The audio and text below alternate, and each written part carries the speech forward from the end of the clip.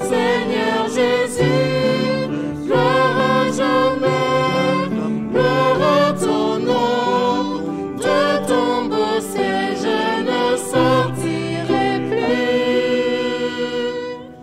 et pour toujours j'exalterai ton nom.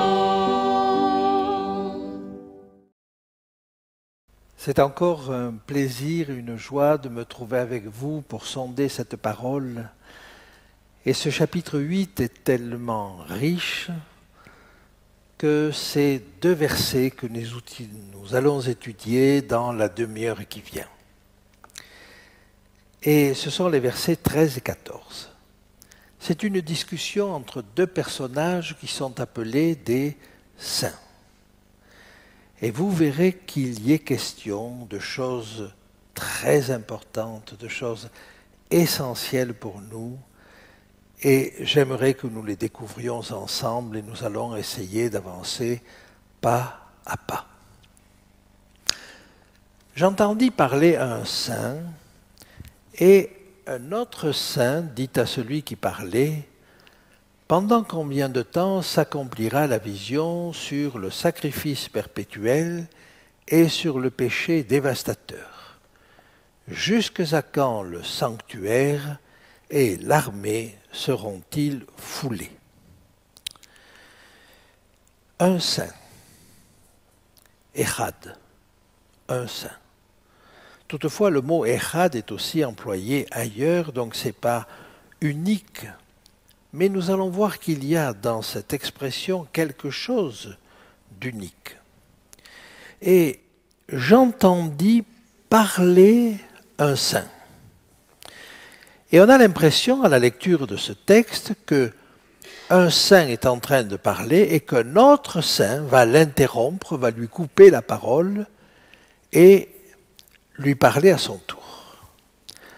Or, en hébreu, c'est un participe qui est là. J'entendis un saint parlant.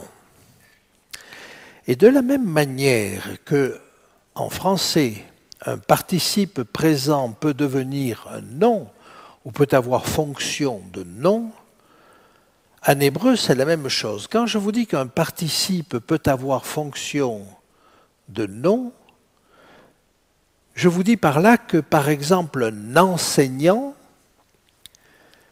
c'est un participe, mais c'est devenu un nom. Un commerçant, c'est un participe, mais c'est devenu un nom. Et vous voyez que quand cela devient un nom, ça ne désigne plus une action qui est en train de se faire, quelqu'un qui est en train de parler, ou quelqu'un qui est en train d'enseigner, mais c'est une fonction. Et je pourrais dire, j'entendis un saint parlant.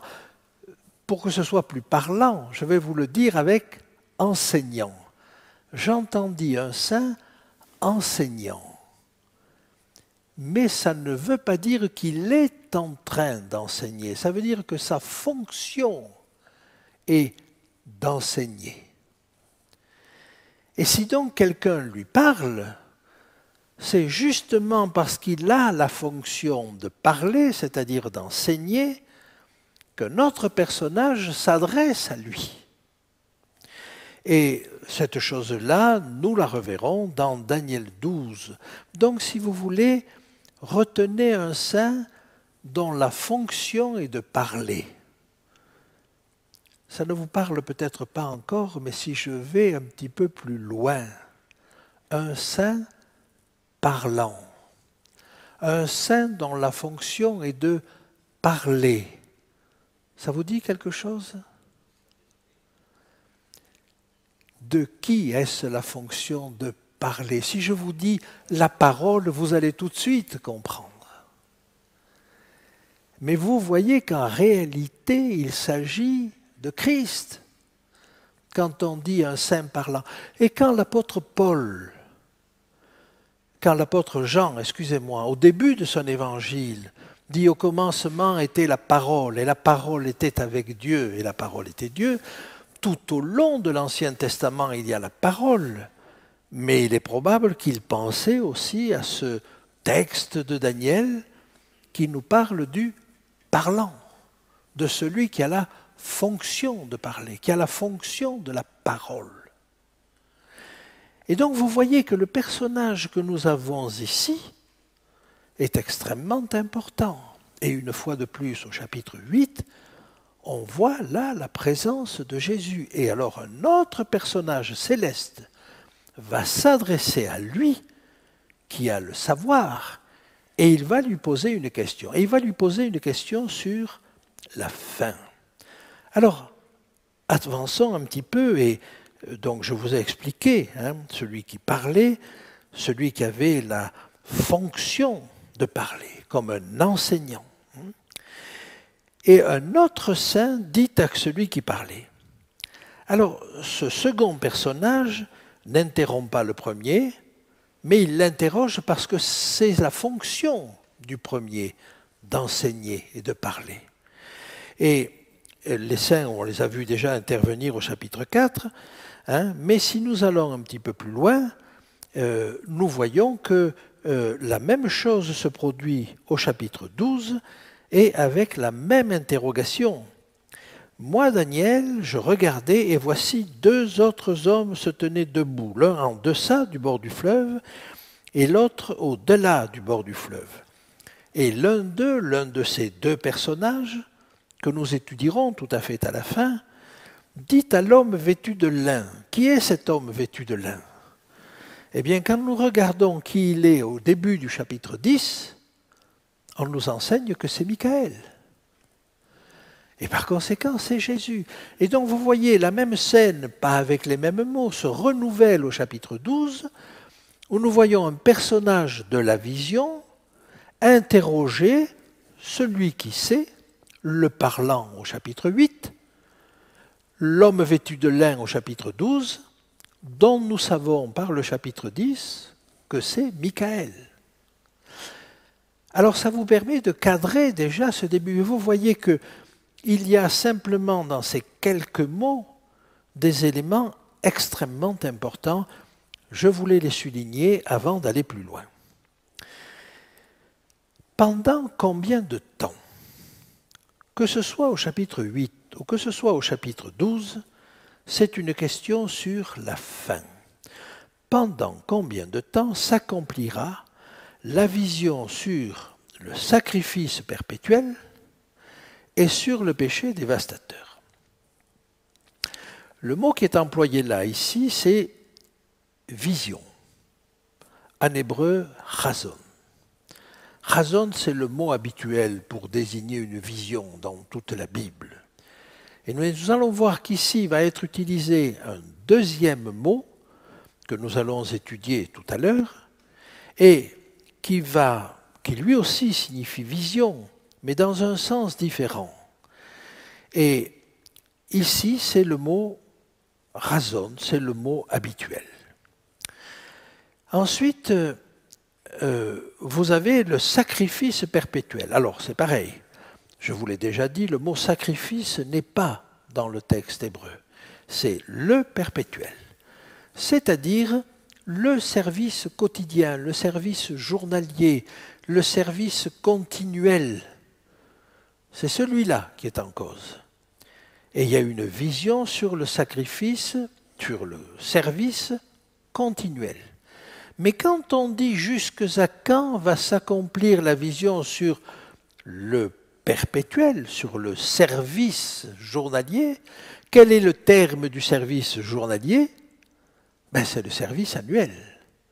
Donc vous voyez que cette question nous propulse vers ce service annuel, ce jour des expiations. Et le péché dévastateur. Et ça, c'est une reprise du verset 12, où nous avons vu, donc dans le verset précédent, que c'est le péché, c'est dans le péché que cela se passe, comme pour mettre le comble au péché, nous allons le voir, et que ce péché-là est dévastateur, c'est-à-dire qu'il détruit tout. C'est Shamem. Donc nous aurons l'occasion d'y revenir. On peut déjà envisager donc que l'aboutissement de ce service journalier, c'est le service annuel. Cela suggère-t-il que dans la typologie du sanctuaire, le service journalier est perçu comme une souillure et le service annuel comme un rétablissement et une purification? Parce que c'est cela.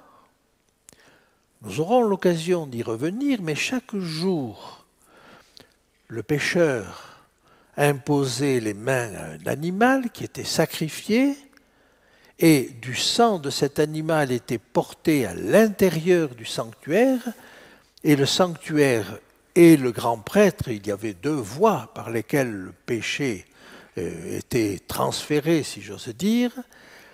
Les deux voies aboutissaient à charger le sanctuaire et le souverain sacrificateur. Mais à la fin, tous ces péchés étaient reportés sur le bouc pour Azazel. Et vous voyez donc qu'il y avait une purification du sanctuaire. Et c'était cela, ce qui se passait le jour des expiations. Alors avançons un petit peu et voyons ce qu'il nous est dit. Jusque à quand le sanctuaire et l'armée seront-ils foulés? D'abord le sanctuaire. Notez ici que le sanctuaire, c'est Kodesh. Or, jusque-là, pas jusque-là, au verset 11, je crois, le mot qui est employé pour le sanctuaire, c'est un mot qui n'a pas d'autre signification, c'est Mikdash, c'est la même racine, c'est la racine Kadash. Mais Mikdash signifie toujours le sanctuaire. Kodesh a un sens plus vaste. Kodesh, c'est le saint. Alors ça peut être un lieu, bien entendu. Kodesh HaKadashim, c'est le saint des saints. Et dans ce cas-là, c'est un lieu.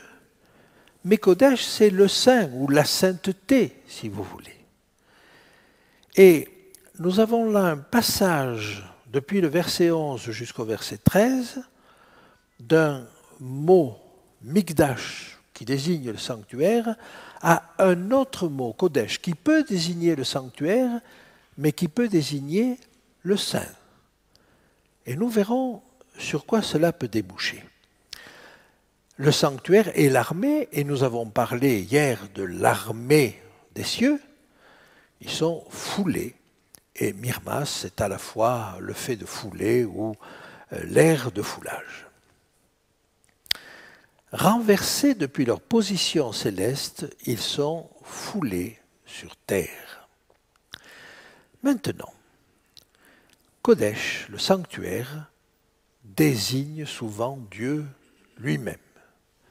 Et quand on dit le saint, alors c'est Kodesh ou Kadosh, mais ça désigne Dieu lui-même, mais ça peut désigner le sanctuaire lui-même, puisque Kodesh HaKadashim, c'est le Saint des Saints, et dans tout l'Ancien Testament, et nous le verrons même avec le chapitre 9, c'est le Saint des Saints, le lieu très saint.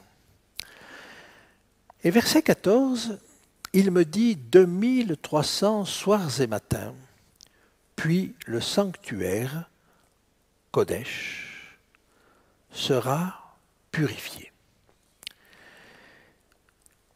2300 soirs et matins. Nous avons déjà vu que cette durée, 2300 soirs et matins, indique déjà une relation au sanctuaire. C'est le service perpétuel du soir et du matin. On est donc en train de nous dire 2300 jours de service quotidien et on va arriver au service annuel. La durée exprimée en soir et matin est une indication supplémentaire de ce service quotidien soir et matin. Maintenant, sans que cela soit dit explicitement, on peut penser que la solution de cette souillure est le service annuel. Je vous en ai déjà parlé. Le texte hébreu ne dit pas soir et matin, il dit soir-matin. C'est-à-dire que ce n'est pas 1150 soirs et 1150 matins. C'est 2300 soir-matin. Et vous avez peut-être lu certaines interprétations où on pense que c'est 1150 soirs et 1150 matins, et en particulier quand on essaie de faire passer cela sur Antiochus Épiphane, eh bien, la souillure du sanctuaire par Antiochus Épiphane, puisqu'il a fait égorger des porcs sur l'autel de Jérusalem, cette souillure-là a duré à peu près cette durée-là, même si ce n'est pas tout à fait. Et donc on a tendance à le voir d'abord de manière littérale et à le couper en deux pour dire qu'il y a là à peu près 3 ans et des poussières de souillure du sanctuaire. Mais vous voyez que c'est une application qui ne tient pas compte de ce que dit le texte exactement, 2300 soir-matin. En valeur prophétique, cela fait 2300 ans, bien entendu. Alors, nous verrons avec le chapitre 9 des raisons de penser qu'il ne s'agit pas de 2300 jours littéraux, mais qu'il s'agit de 2300 années, jours prophétiques, jours qui valent chacun une année. Le point de départ de cette période n'est pas précisé, à moins de considérer que cela part du jour de la vision, mais nous n'avons pas de date précise pour ce départ. Et c'est donc dans le chapitre 9 qu'il va falloir trouver le point de départ de cette date-là. Est-ce que nous avons le droit? On nous le conteste. Mais nous avons déjà vu des raisons de cela. Et je vous rappelle, une de ces raisons, c'est que le chapitre 8 n'est pas complet. Le chapitre 8 n'arrive pas jusqu'à ce royaume éternel qui était annoncé dans les visions précédentes. Par conséquent, il y manque quelque chose. Et on a même l'impression que c'est la maladie de Daniel, c'est-à-dire cette vision qui le rend malade, qui l'empêche d'aller jusqu'au bout de la vision. Le sanctuaire purifié. J'arrive maintenant peut-être à la partie la plus importante. Les deux mots sanctuaire et purifié méritent un commentaire. Le sanctuaire, je vous en ai déjà parlé, ça n'est pas Mikdash, c'est Kodesh. Et donc ça peut être un lieu, mais ça peut être le saint, ou la sainteté, et sera purifié. Alors en hébreu, le mot qui signifie purifier, c'est taher. C'est celui qui est employé dans le Lévitique. Et dans le Lévitique, par exemple, en Lévitique 16 ou 23, vous avez le mot kafar qui signifie couvrir, et que l'on traduit en général par expiation, ou faire l'expiation. Et puis vous avez également le mot taher. Et c'est celui-là qui signifie purifier. Le mot qui est employé ici, ce n'est pas le mot taher, c'est la racine tzadak, qui signifie être juste. Et c'est à la forme nifal, c'est-à-dire que ça donne nitzdak, et nitzdak signifie littéralement être justifié. Et vous voyez que ce que l'on traduit par le sanctuaire sera purifié. Il nous faut en réalité, si on veut être très littéral, le saint sera justifié. Et ça, ce que je vous dis, c'est le texte littéral, c'est le texte en hébreu. À partir du chapitre 8, nous sommes en hébreu, nous ne sommes plus en araméen. Le saint sera justifié. Alors à partir de là, il nous faut réfléchir sur l'idée même de purifier le sanctuaire. Mais le fait de purifier le sanctuaire nous est connu. La purification du sanctuaire, c'est ce qui se passait une fois par an, le jour des expiations. Mais justifier le sanctuaire, ça c'est un peu plus difficile. En général, le fait de justifier s'adresse et correspond à une personne. Et dans tout l'Ancien Testament, j'ai fait une recherche, je crois qu'il y a un exemple d'objet qui est justifié ou qui doit être justifié, c'est des balances qui doivent être rendues justes, ce que l'on peut comprendre. Mais sinon, le fait de justifier s'adresse plutôt à une personne qu'à une chose. Il est vrai que, quand au milieu du XIXe siècle, des hommes ont remis en lumière l'idée du sanctuaire céleste, ils ont d'une certaine manière justifié ce sanctuaire, justifié l'existence de ce sanctuaire. Mais il me plaît à penser que le texte va plus loin et que ce dont il nous est parlé ici, c'est la justification du saint, c'est-à-dire de Dieu. Et vous voyez que là, nous abordons un sujet qui est beaucoup plus vaste que ce que nous avons pu voir jusque-là.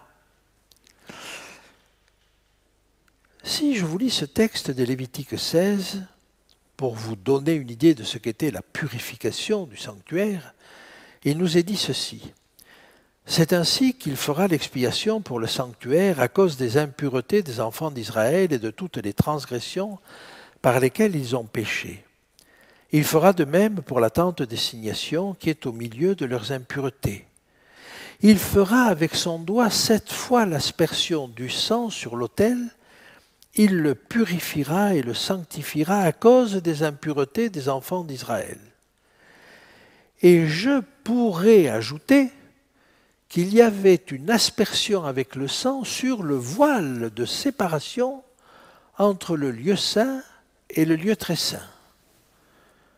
Que représentait ce voile? Eh bien, c'est l'Épître aux Hébreux qui nous le dit. Ce voile qui s'est déchiré à la mort du Christ et qui nous ouvre une voie directe vers le Père, ce voile, c'est Jésus-Christ.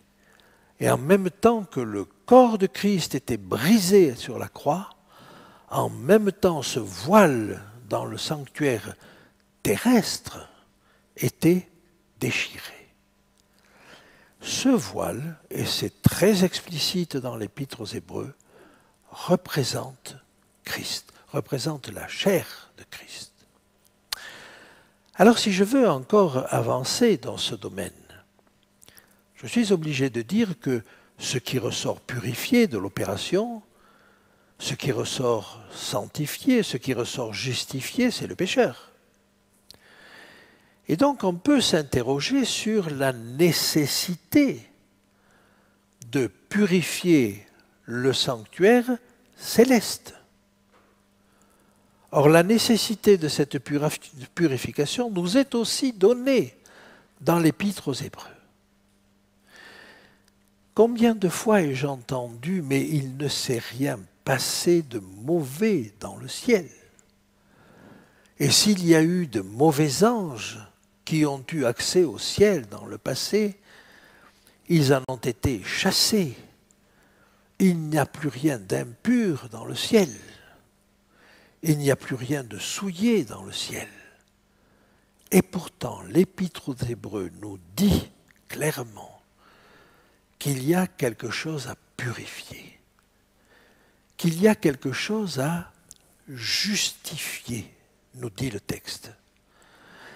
Et j'aimerais Maintenant, peut-être à travers la notion de purification et d'inauguration qui se trouve dans Hébreux 9 et qui reprend ce thème que nous allons trouver dans le chapitre 9 de Daniel, et je vous en parlerai, mais le texte hébreu souligne que cette incapacité du système à amener les participants à la perfection, c'est-à-dire à la pureté, est la cause du renouvellement des sacrifices de l'ancienne alliance.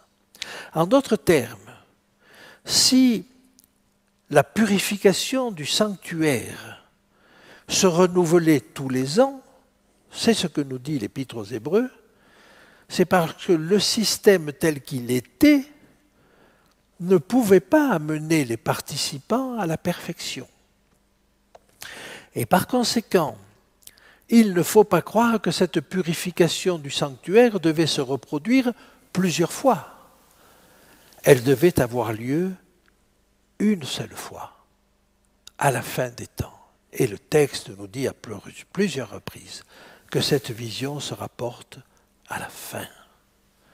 Alors nous allons essayer d'avancer un petit peu plus et j'aimerais que dans les minutes qui vont suivre, nous puissions regarder de près les versets qui suivent et essayer de comprendre quelle est cette purification du sanctuaire qui nous est proposée ici. Je vous remercie de votre attention et nous nous retrouvons dans quelques minutes. Gabriel explique lui la vision. Nous allons donc voir les quelques versets suivants et tandis que moi, Daniel, j'avais cette vision et que je cherchais à la comprendre, voici quelqu'un qui avait l'apparence d'un homme se tenait devant moi. L'apparence. Et nous voyons là apparaître un mot, marée, qui a deux sens. Le premier sens, c'est l'apparence. Quand on nous dit que Rebecca était belle, elle avait une belle apparence.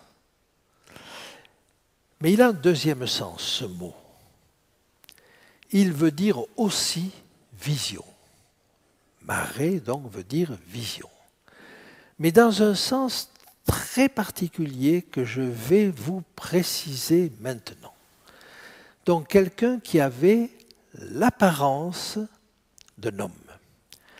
Alors, c'est marée, apparence, mais l'homme ici, c'est Geber, un homme fort. Geber, c'est un costaud, c'est un soldat. C'est le sens du mot Geber. Et c'est le sens du mot Gabriel. Geber, c'est un homme fort. Gabri, c'est mon homme fort, mon soldat. Gabriel, c'est l'Éternel et mon soldat. Mon homme fort, mon guerrier. Donc voilà le sens du mot Gabriel. Et donc, ce Geber, pour cet homme fort, certainement c'est lié à la présence de Gabriel.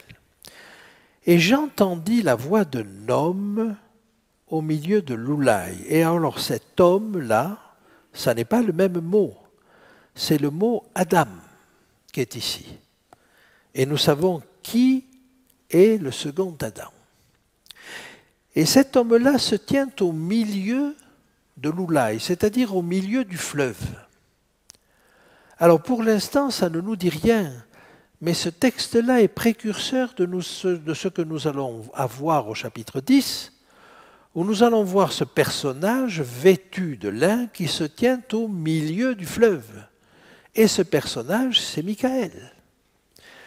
Et vous voyez une fois de plus que nous avons là la présence de Michaël, la présence de Jésus, qui se tient au milieu de l'oulaï et qui, lui, alors ordonne, et on voit qu'il est en position dominante, et il dit « Gabriel, explique-lui la vision ».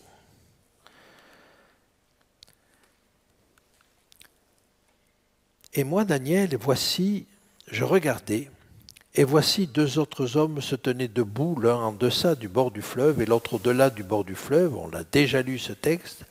Et l'un d'eux dit à l'homme vêtu de lin qui se tenait au-dessus des eaux du fleuve, au milieu de ces eaux. Et vous voyez que ce même personnage, nous allons le retrouver au chapitre 12. Et l'identification se fait au chapitre 10 parce qu'il s'appelle Michael. Alors, Gabriel reviendra au chapitre 9. Ça, nous le verrons avec le chapitre 9.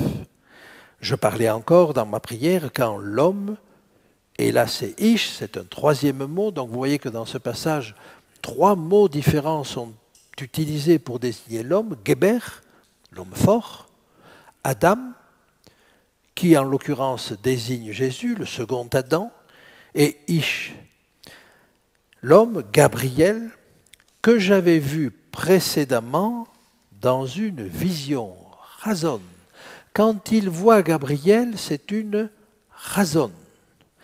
Il s'approcha de moi d'un vol rapide au moment de l'offrande du soir. Et je vous avais rappelé que Daniel priait certainement matin et soir au rythme du sanctuaire. Bien. Et là, la vision que j'avais vue précédemment en vision, la vision c'est marée, mais pas la vision dans Daniel 9, la vision dans Daniel 8, 16. Explique-lui la vision, explique-lui la marée. Alors il faut que je vous parle maintenant un petit peu plus longtemps de ce qu'est cette marée. Gabriel reviendra, vous le savez, dans l'évangile de Luc. L'ange lui répondit, « Je suis Gabriel, répondit à Marie, je me tiens devant Dieu et j'ai été envoyé pour te parler et pour t'annoncer cette bonne nouvelle. » Eh bien, Gabriel est là pour annoncer la prophétie des 2300 soirs et matins. Il va en donner l'explication au chapitre 9 et c'est une explication tellement précise qu'elle nous donne la date du sacrifice de Christ. Mais c'est lui aussi qui va annoncer cela à Marie. Et c'est encore lui, au 6e mois, l'ange Gabriel fut envoyé par Dieu dans une petite ville de Galilée appelée Nazareth. Et c'est lui qui va faire l'annonce au berger. Donc, si vous voulez, il semble que Gabriel ait été chargé de cette annonce particulière concernant la naissance, le ministère et la mort de Jésus. Alors j'en arrive maintenant et j'aimerais vous dire dans quelles conditions on trouve cette expression de marée. Quand j'ai essayé de regarder toutes les occurrences dans la Bible de ce mot marée, et j'aurais pu, c'est vrai, vous les citer toutes, mais quand j'ai essayé de regarder cette occurrence du mot marée, chaque fois, il s'agit d'une apparition de Dieu lui-même. Et ce qu'on appelle, si vous voulez, en termes théologiques, une théophanie. Quand, par exemple, Dieu se manifeste à Moïse à travers le buisson ardent, c'est marée. Quand Ézéchiel voit la gloire de Dieu, c'est Dieu lui-même, c'est marée. Et il n'y a pas d'exception à cette règle-là. Alors parfois, peut-être, vous pourrez lire que marée, c'est une vision, mais c'est une sous-vision. Une vision dans la vision. Mais c'est plus que cela. Le mot marée n'est utilisé comme vision que quand il s'agit de l'apparition de Dieu lui-même. Alors, vous pourrez le vérifier éventuellement. Mais cela nous confirme, si c'est le cas, puisque c'est le cas partout ailleurs dans la Bible, cela nous confirme que le personnage qui apparaît là, puisque c'est une vision, le personnage qui apparaît là est un personnage divin. Et ce que je vous disais tout à l'heure sur le parlant, qui n'est autre que Jésus, se trouve confirmé par l'utilisation du mot marée.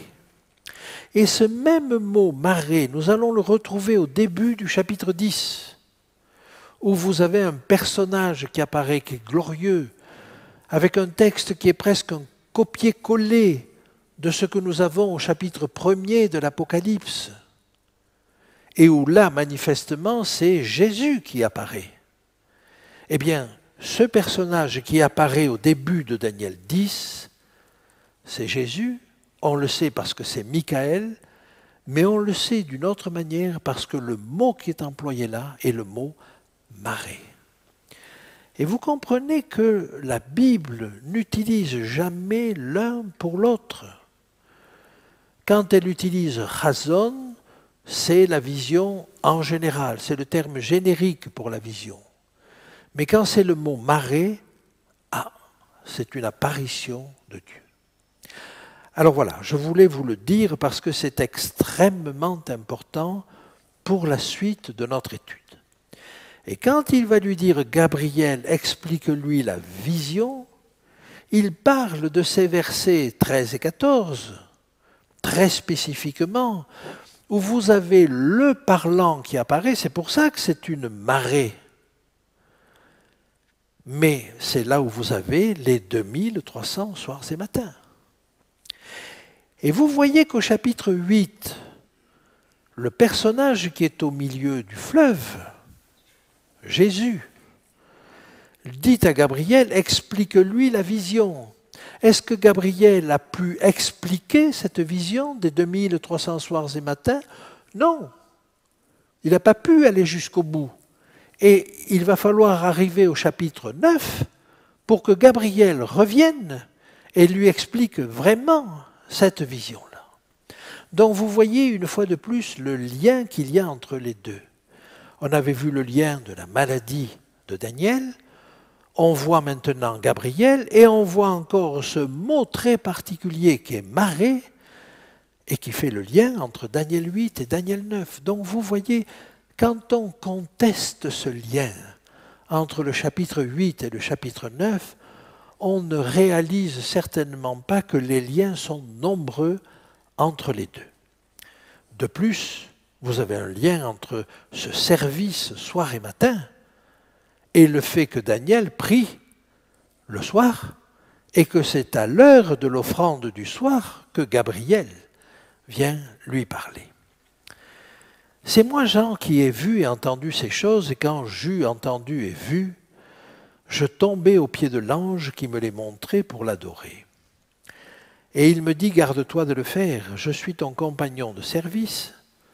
Donc il avait un compagnon de service. En quoi était-il un compagnon de service? Quand vous regardez le tout début de l'Apocalypse, vous avez cette chose étonnante où vous avez la chaîne de transmission. Révélation de Jésus-Christ que Dieu lui a donné, donc c'est passé de Dieu à Jésus-Christ, et qu'il a fait connaître par l'envoi de son ange à son serviteur Jean. Vous voyez la chaîne, ça part de Dieu, ça passe à Jésus-Christ, ça passe à l'ange, et de l'ange, ça passe à Jean. Il faut que chacun, évidemment, soit tout à fait au clair et ne déforme pas, comme au jeu du téléphone. Donc, cet ange va dire tout à fait à la fin de l'Apocalypse, ce compagnon de transmission pour Jean va dire, je tombais au piège de l'ange qui me les montrait pour l'adorer, donc Jean commet une erreur, il adore cet ange, et l'ange lui dit, garde-toi de le faire. Je ne suis que ton compagnon de service, je ne suis pas l'auteur de cela. Et celui de tes frères, les prophètes. Cet ange est en train de dire à Jean, je suis ton compagnon de service pour la transmission du message, mais je le suis aussi de tous les prophètes.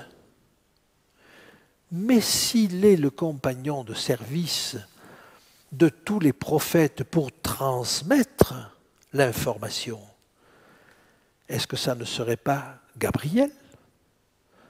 parce que c'est Gabriel, le compagnon de service de Daniel, dans la transmission du message, ce maillon supplémentaire entre Dieu, le Père, puis Jésus-Christ, puis Gabriel, qui va expliquer la vision à Daniel.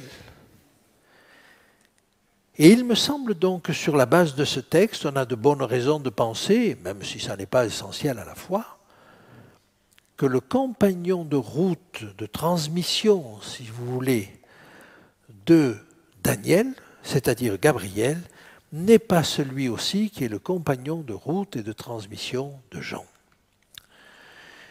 Il vint alors près du lieu où j'étais, et à son approche je fus effrayé. Et je tombai sur ma face, et il me dit, « Sois attentif, fils de l'homme, car la vision concerne un temps qui sera la fin. » Et là, nous avons un phénomène que nous allons retrouver dans Daniel 10, où vous avez ce prénom « il », ce pronom « il », qui va revenir sans que l'on sache toujours précisément qui est ce « il ». Si c'est l'ange, ou si c'est le personnage qui est au milieu du fleuve et qui s'approche. Mais ce que je peux dire, c'est que d'une manière générale, quand Jésus s'approche, la personne est terrassée. Alors que quand l'ange s'approche, la personne n'est pas terrassée. Et là, il vint alors près du lieu où j'étais, et à son approche, je fus effrayé et je tombai sur ma face. Alors, on peut penser bien sûr, en première vue, que c'est Gabriel qui s'approche. Pourtant, c'est devant Dieu que les prophètes sont dans l'état d'esprit décrit par Daniel. Et il pourrait désigner celui qui est au milieu du fleuve, donc qui est loin, et qui, à un moment donné, s'approche. Tout porte à penser que ce personnage divin apparaît dans la vision de Daniel. Alors, vous pouvez regarder Ézéchiel. Il est terrassé par la vision de la gloire de l'Éternel. Vous pouvez regarder Ésaïe au chapitre 6. Il est terrassé par la présence de Dieu lors de sa vocation, chapitre 6 donc. Vous pouvez regarder ce qui est arrivé à Paul sur le chemin de Damas. Et lui aussi est terrassé par la vision de Jésus-Christ. Donc, c'est constant. Et vous pouvez regarder Jean, bien sûr, dans l'Apocalypse, qui décrit exactement la même chose. Je n'insiste pas là-dessus, mais sois attentif, fils de l'homme, car la vision concerne un temps qui sera la fin. Un temps qui sera la fin. C'est-à-dire qu'il est en train de lui dire tout ce que nous venons de voir sur la purification du sanctuaire, ou mieux sur la justification du saint, ça c'est un temps qui se rapporte à la fin. Et de la même manière, nous avons vu que la comparaison entre le chapitre 7 et le chapitre 8 nous a mené à comprendre que ce que nous avions dans le chapitre 7, vous savez, le supplément du chapitre 7, le jugement, c'est la même chose que le supplément du chapitre 8 qui est la purification du sanctuaire. Dans le déroulement de la vision, ça arrive au même niveau. Et nous sommes en train de faire une équivalence sans nous en rendre compte peut-être. Mais le jugement, c'est la purification du sanctuaire et c'est la justification du saint. Ces trois expressions nous disent la même chose, ou nous disent trois aspects de la même chose. Comme il me parlait, je restais frappé d'étourdissement, la face contre terre, et il me toucha et me fit tenir debout à la place où je me trouvais. Si vous allez au chapitre 10, moi, Daniel, je vis seul la vision, et les hommes qui étaient avec moi ne la virent pas. Mais ils furent saisis d'une grande frayeur, et ils prirent la fuite pour se cacher. Je restai seul, et je vis cette grande vision. Les forces me manquèrent, mon visage changea de couleur, je fus décomposé, je perdis toute vigueur. J'entendis le son de ses paroles, et comme j'entendais le son de ses paroles, je tombai frappé d'étourdissement, la face contre terre. Daniel a vécu cette chose-là 2 fois. Et voici une main me toucha, et secoua mes genoux et mes mains. Puis il me dit, Daniel, homme bien-aimé, sois attentif aux paroles que je vais te dire, et tiens-toi debout à la place où tu es, car je suis maintenant envoyé vers toi. Et lorsqu'il m'eut ainsi parlé, je me tins debout en tremblant. Et là, j'aimerais dire avec force que la vue de Jésus, si elle le terrasse, ne reste pas sur cet état terrassé. Jésus tend la main, touche la personne et la relève. Alors elle est toute tremblante, mais elle est debout. Et vous le retrouvez partout. J'aimerais vous le montrer dans Ésaïe. L'année de la mort du roi Osias, je vis le Seigneur assis sur son trône, sur un trône très élevé, et les pans de sa robe remplissaient le temple. Et alors je dis, malheur à moi, je suis perdu, car je suis un homme dont les lèvres sont impures. J'habite au milieu d'un peuple dont les lèvres sont impures, et mes yeux ont vu l'Éternel des armées. Mais Dieu va prendre des charbons ardents de dessus l'autel et va les passer sur les lèvres d'Ésaïe pour le sanctifier et pour le missionner, pour avertir son peuple. C'est-à-dire qu'il ne va pas le laisser terrasser, il va le redresser pour lui donner une mission. Je pourrais citer Ézéchiel avec tout le chapitre 1, donc que je vous ai lu en partie, et qui montre le chariot de feu de Dieu, et qui terrasse Ézéchiel. C'est la gloire de Dieu. Et il me dit, fils de l'homme, tiens-toi sur tes pieds, et je te parlerai. Il le redresse. Mes amis, quand Dieu nous terrasse, c'est pour nous redresser derrière. Et je pourrais vous citer Actes et donc le chemin de Damas. Comme il était en chemin et qu'il approchait de Damas, tout en coup une lumière venant du ciel resplendit autour de lui, de Paul. Il tomba par terre et il entendit une voix qui lui disait « Saul, Saul, pourquoi me persécutes-tu » Et il répondit « Qui es-tu, Seigneur ?» Et le Seigneur dit « Je suis Jésus que tu persécutes. Il te serait dur de regimber contre les aiguillons. » Tremblant et saisi d'effroi, il dit « Seigneur, que veux-tu que je fasse ?» Et le Seigneur lui dit « Lève-toi, lève-toi, entre dans la ville et on te dira ce que tu dois faire. » Et vous retrouvez toujours cet élément de redressement. Dieu souhaite des hommes et des femmes respectueux, mais pas des vers de terre. Il veut des hommes debout.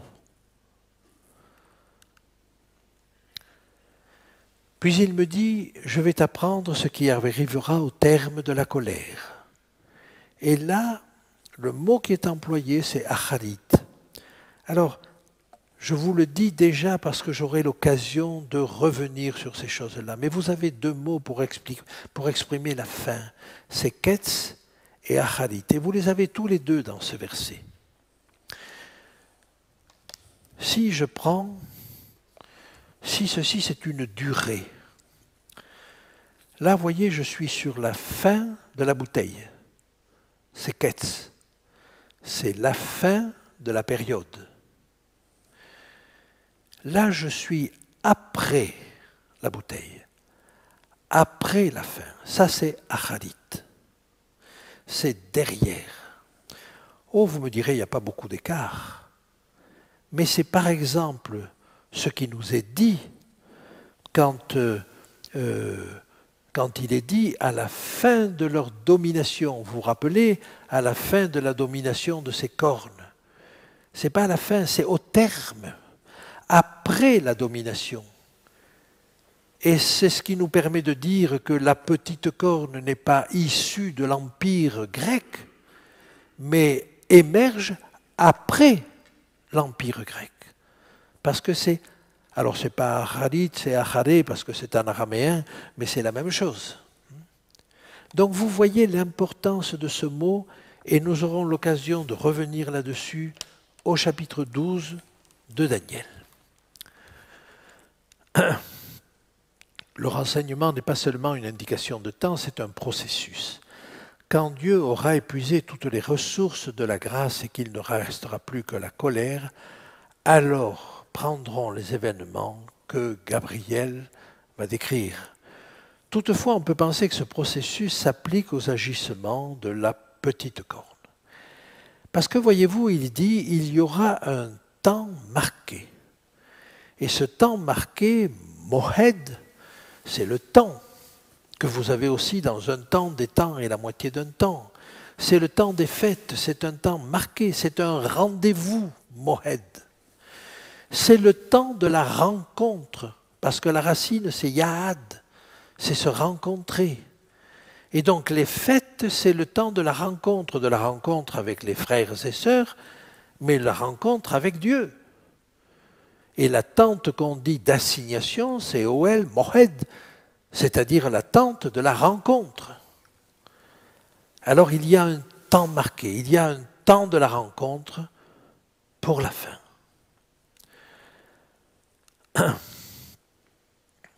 Parle aux enfants d'Israël et tu leur diras, les fêtes de l'Éternel que vous publierez. Les fêtes, c'est Moed. Moed, c'est-à-dire des temps de rencontre. Et dans le Lévitique, c'est la même chose. Puis pardonnez-moi. Et le tabernacle du désert est appelé la tente d'assignation, je vous l'ai dit. Par conséquent, le même mot est employé pour les fêtes juives et pour les échéances de la prophétie, ce qui indique probablement que les fêtes juives sont, comment dire, un précurseur, une indication, un schéma du temps et du temps qui s'écoule et de la stratégie de Dieu pour le salut de l'homme. Alors, j'aimerais vous dire maintenant que dans ce que nous avons vu là, il y a un temps marqué pour la fin. Dieu ne va pas laisser les choses courir sans qu'il y ait un but à cela. Et il y a un but. Mais ce que j'aimerais aussi souligner, c'est que la vision, non pas Chazon, mais Marée, cette vision, c'est une vision de Jésus-Christ, ou c'est une vision de Dieu. Et rappelez-vous de ce que dit Jean dans l'Évangile, dans son premier chapitre. Il dit « Personne n'a jamais vu Dieu, et c'est Jésus-Christ qui l'a fait connaître. » Et un des rôles essentiels de l'apparition de Jésus-Christ, et à plusieurs reprises je vous l'ai montré dans le livre de Daniel, c'est de faire connaître Dieu le Père. Nous ne pouvons pas connaître Dieu le Père si nous ne connaissons pas Jésus-Christ. Je vous invite dans quelques minutes à la suite de ce texte, c'est-à-dire les versets 20 à 26. Mes chers amis, on arrive maintenant au 31e exposé avec des explications claires. Et on en a déjà parlé, donc nous pourrons passer assez vite. Mais voici les choses que Gabriel va dire à Daniel. Le bélier que tu as vu et qui avait des cornes, ce sont les rois des Mèdes et des Perses. Est-ce qu'il est possible d'être plus clair? Certainement pas.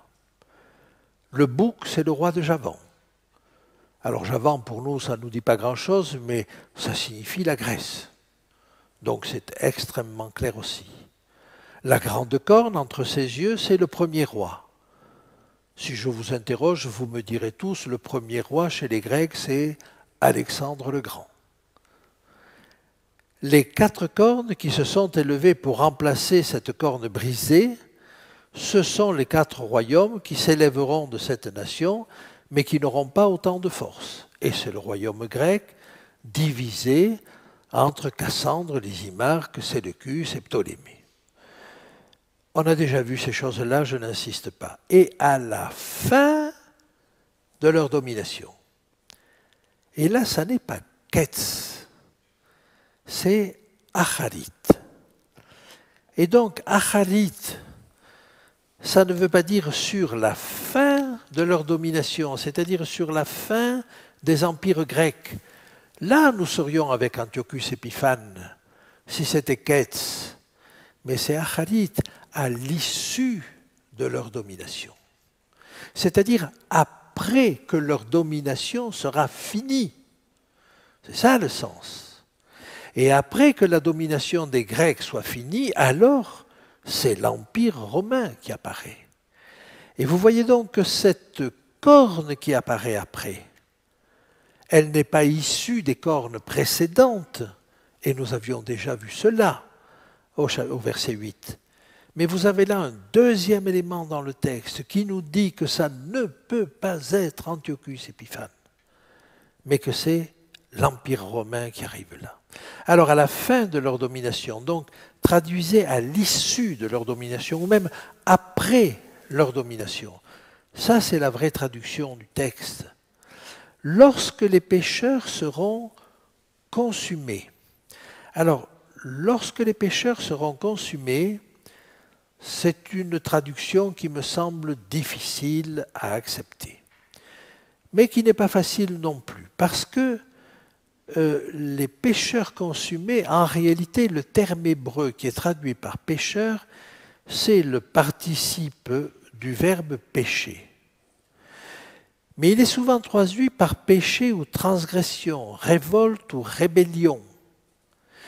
Et lorsque les pécheurs seront consumés, alors le fait d'être consumé est là encore un terme qui a les mêmes caractéristiques en français que finir. Si je vous dis « l'Église est finie », qu'est-ce que vous allez comprendre? Suivant que vous êtes optimiste ou pessimiste, vous allez comprendre que la construction de l'Église est finie. L'Église est achevée, elle est complète. Mais vous pouvez comprendre l'Église est finie comme l'idée qu'une entreprise est finie, est terminée. C'est-à-dire que l'Église est complètement détruite. Donc vous voyez, vous pouvez donner à finir à la fois le sens de complet, mais le complet peut être dans le bâti ou dans la destruction. Eh bien, le mot qui est employé là en hébreu a ce même double sens. Alors on a traduit par consumé, c'est-à-dire fini, mais fini, achevé. Achevé, ça a encore un double sens, c'est-à-dire complètement éliminé. Alors qu'il me semble que le texte veut nous dire autre chose. Et le texte veut nous dire, non pas les pécheurs seulement, mais le péché, c'est-à-dire la transgression, non pas est consumée, détruite, mais est achevée, est complétée. Le terme signifie être complété. Alors il doit y avoir des traductions qui le disent, mais pour amener le péché à son comble, si vous voulez. Voilà comment il me semble qu'il faut traduire cette chose-là. Et vous voyez que le sens est différent de ce qui nous est donné là. Donc, pour amener le péché à son comble, alors il va s'élever un roi impudent et artificieux. Les forces précédentes étaient certainement plus ou moins mauvaises, mais on va avoir là le comble, avec le dernier élément, avec cette petite corne, on va arriver au comble du péché. Et donc vous voyez que ce sens méritait quand même d'être souligné. Alors c'est un double sens, mais il me semble que dans le contexte, il ne supporte pas d'être traduit autrement. Le verset veut peut-être dire qu'à l'issue de leur domination, comme pour mettre le comble au péché, s'élève un roi impudent et artificieux. Et la coupure de la phrase avec un « qui » en hébreu intervient à la première virgule, c'est-à-dire que le péché arrivera à son comble et donc le qui, comme pour arriver à son comble, alors un roi impudent et artificieux interviendra.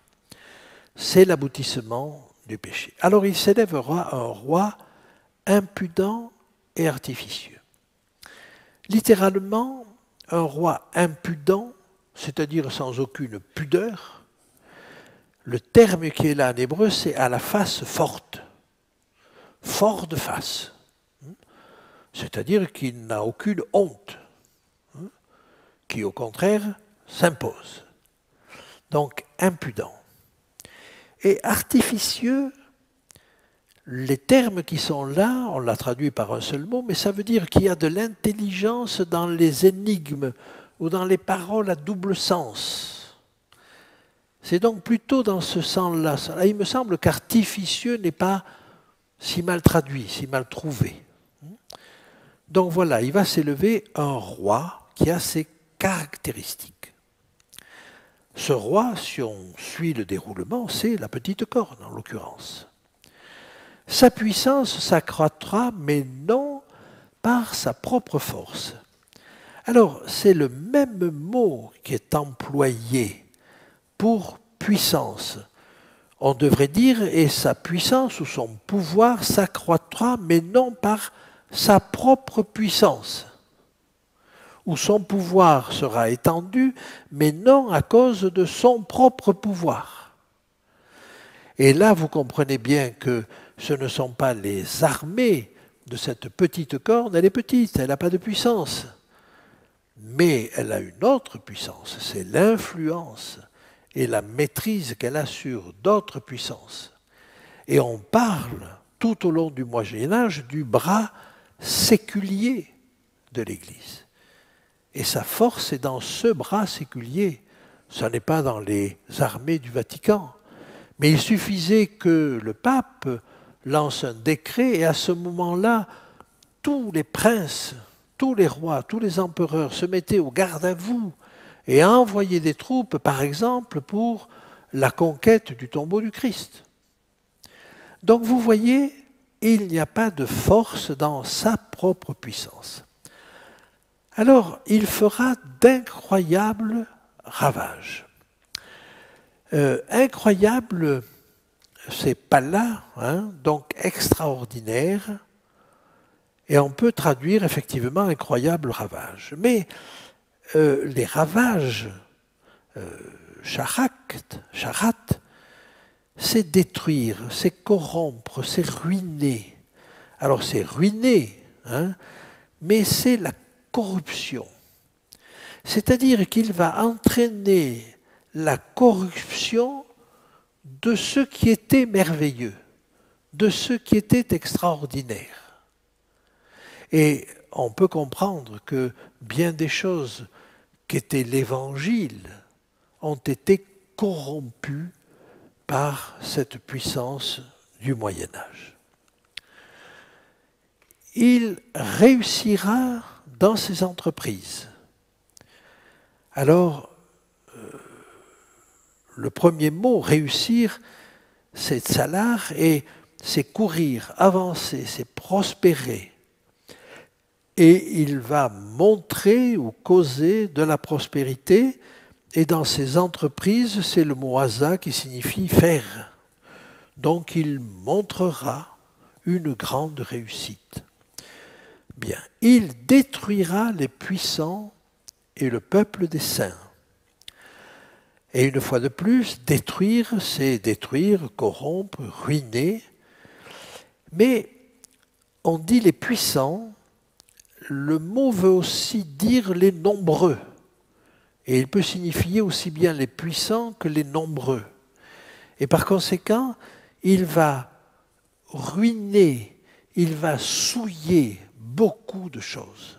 Il va corrompre beaucoup de choses. Voilà ce que, me semble-t-il, nous dit le texte. Et il va même corrompre le peuple des saints. Donc, le verbe est employé 2 fois dans ce passage. Et comme si la destruction des choses merveilleuses se poursuivait jusqu'à détruire de nombreuses choses et jusqu'à y compris le peuple des saints. La même construction se voyait dans la vision elle-même, avec une atteinte d'abord du sanctuaire, mais qui se prolongeait, et vous vous rappelez, en sus du sanctuaire était donné le peuple de Dieu.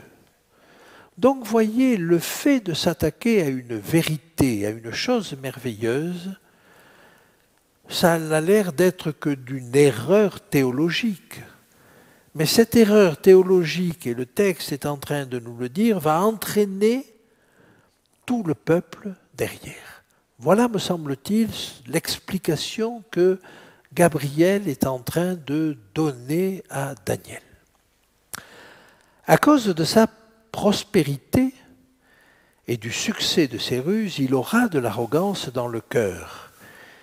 Et il fera périr beaucoup d'hommes qui vivaient paisiblement.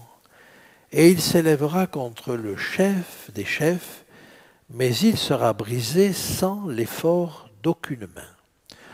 Alors, on peut comprendre tout le premier passage. Il réussit. Ça lui réussit. Tout lui réussit. Et donc, on parle du succès de ses ruses. Et il a de l'intelligence, on l'a vu, sur les choses qui sont à double sens. Il aura de l'arrogance dans le cœur. Il fera périr beaucoup d'hommes. Ai-je besoin de rappeler les croisades, les inquisitions, les bûchers, le massacre de la Saint-Barthélemy, on pourrait en citer bien d'autres. Mais mon propos n'est pas de rappeler toutes ces choses-là. Mais il fera périr beaucoup d'hommes qui vivaient paisiblement et qui ne demandaient qu'à vivre paisiblement.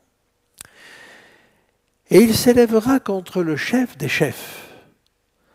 Et vous vous rappelez qu'il était question du chef, mais il était question du chef qui avait le service perpétuel, le service du sanctuaire.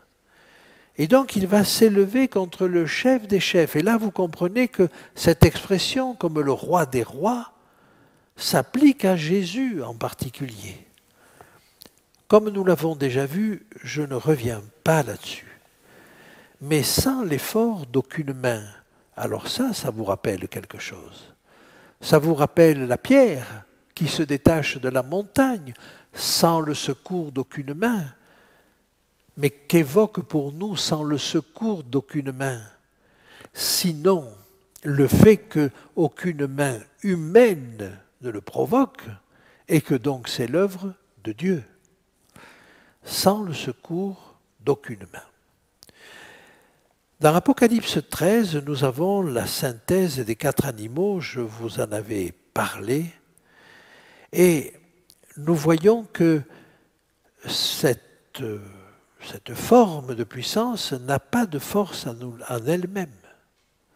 Elle grandit non par sa force, et elle tombe sans le secours d'aucune main. C'est-à-dire qu'à la fois sa croissance n'est pas liée à sa propre force, mais sa chute n'est pas liée non plus à la force de l'homme. Et son émergence comme sa fin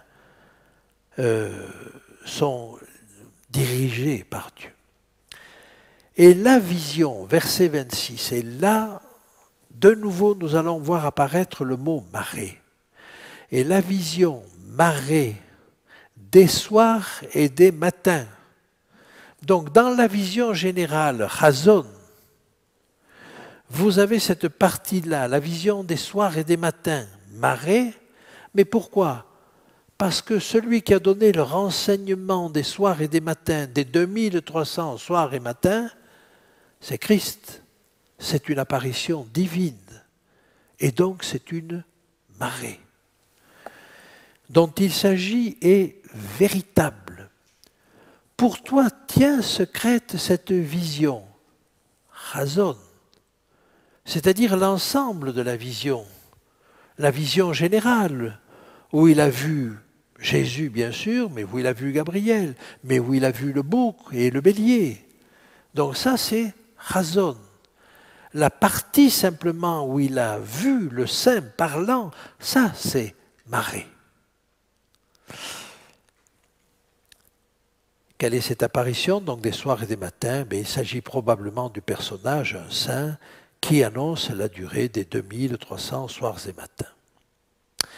Maintenant, j'aimerais revenir sur cette chose, la vision est véritable.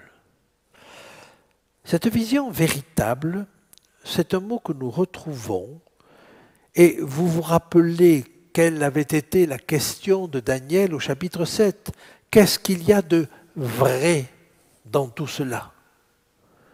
Et l'ange lui a répondu ce qu'il en était pour le chapitre 7. Mais là, il n'attend plus la question de Daniel. Il lui dit, c'est véritable. Tout ce qui vient de t'être montré, tu peux y croire. Maintenant, dans l'Apocalypse, il est dit, écrit à l'ange de l'église de Philadelphie, voici ce que dit le saint, le véritable. Assez étonnant que dans le message à Philadelphie, on reprenne ces deux mots, le saint, parce que c'est un saint qui apparaît, mais ce saint est véritable. Et vous voyez comment le fait pour Jésus de se présenter à l'église de Philadelphie comme le saint et le véritable renvoie à Daniel 8. Mais quelle est cette église de Philadelphie? Eh bien, c'est celle du début du XIXe siècle. Et il dit, je mets devant toi une porte ouverte. Et cette porte ouverte, c'est la porte ouverte à l'évangélisation, mais on peut aussi les comprendre comme la porte ouverte dans le sanctuaire. Et vous voyez donc que le fait de rappeler à l'église de Philadelphie cet épisode de Daniel, c'est une manière de lui dire à Philadelphie, attention, il y a quelque chose pour toi dans le livre de Daniel, au chapitre 8. C'est la purification du sanctuaire. Il y a quelque chose à comprendre. Et effectivement, les hommes de cette époque-là n'ont pas tout de suite compris cela, mais ont fini par le découvrir. Et voyez comment le texte fait le lien entre les deux.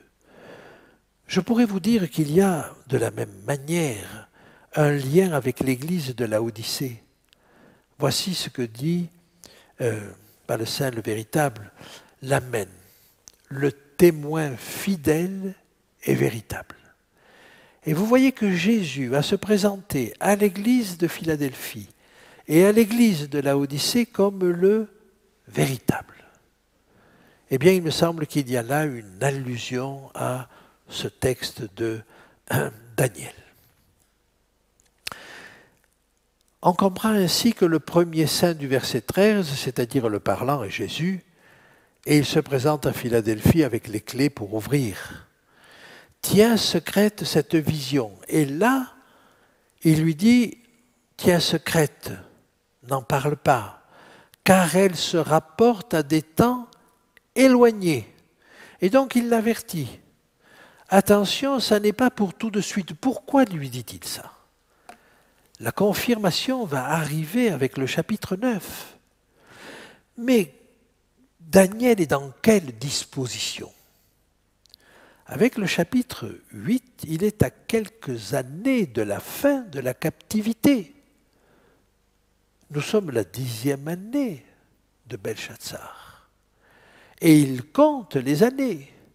Et il sait très bien que Jérémie a annoncé une captivité de 70 ans. Donc il s'approche de la fin. Et avec le chapitre 9, on va avoir une activité de recherche de la prophétie plus intense encore de la part de Daniel. Donc il sait que la prophétie approche de son terme. Et son espoir, et c'est ce qui va se réaliser, pas tout de suite, mais son espoir, c'est le fait que le temple soit rebâti, soit reconstruit, que de nouveau puisse avoir lieu ce service du matin et du soir, parce que dans son cœur, dans sa pratique, il a gardé cela. Et on lui dit, ce dont je te parle là, c'est pas ça, c'est autre chose.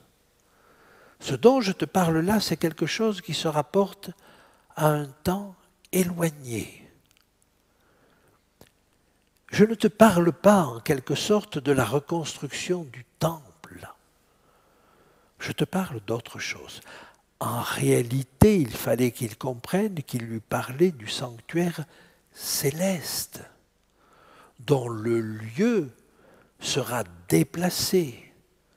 Déplacé parce qu'il est au ciel et que cette force, cette petite corne va le ramener vers la terre.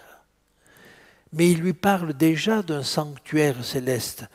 Bien évidemment, je conçois que Daniel ne pouvait pas complètement le comprendre.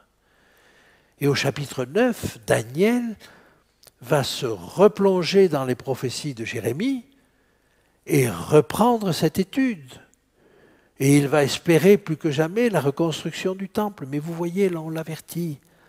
Tiens secrète cette vision, car elle se rapporte à des temps éloignés. Elle se rapporte au temps de la fin. Alors, là j'ai fait allusion au Maître saint et véritable dans l'Église, le message à Philadelphie et le message à Laodicée. Mais quand les âmes sous l'autel crient « Maître saint et véritable », ne croyez-vous pas qu'ils font appel, ils évoquent ce saint et ce véritable, ils s'adressent à Jésus. Mais ils parlent de quoi? Jusque à quand tardes-tu à juger? Vous vous rappelez la question de l'autre saint? Jusque à quand va durer la vision sur la vision sur le sanctuaire dévasté? Jusque à quand ça va être? Et là, la question est la même. Jusque à quand tardes-tu à juger? La purification du sanctuaire, c'est le temps du jugement. Et nous aurons l'occasion d'y revenir. Mais vous voyez que l'Apocalypse fait des emprunts et des allusions permanentes à Daniel.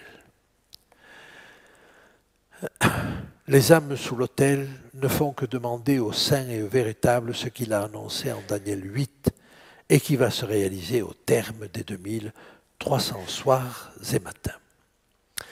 Alors, j'attends donc tenir secrète, c'est arrêter, garder secret, c'est un impératif, la vision et non cette vision. Elle se rapporte à des temps éloignés, nous en avons déjà parlé. Moi, Daniel, je fus plusieurs jours languissant et malade. Puis je me levai et je m'occupais des affaires du roi. J'étais étonné de la vision et personne n'en eut connaissance. Et donc cette vision, il ne l'a pas écrite tout de suite. Et ce n'est que tout à fait à la fin qu'il va l'écrire. Et donc il est probable que Daniel a écrit tout cela et il l'a mûri et repensé dans son cœur et il l'a écrit vers la fin de sa vie.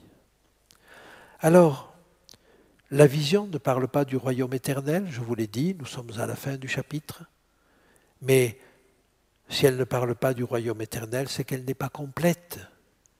Et donc il faudra bien, le verset 9, elle n'est pas finie, elle appelle un complément. Et ce complément, eh bien nous le verrons demain, mais j'aimerais attirer votre attention maintenant sur le verset 27, celui qu'on vient de lire, et sur le fait que Daniel ne comprend pas, et nous allons essayer de comprendre ce qu'il y a encore au-delà de cela. Et je vous invite à revenir et à ce que nous finissions dans quelques instants pour un 4e exposé.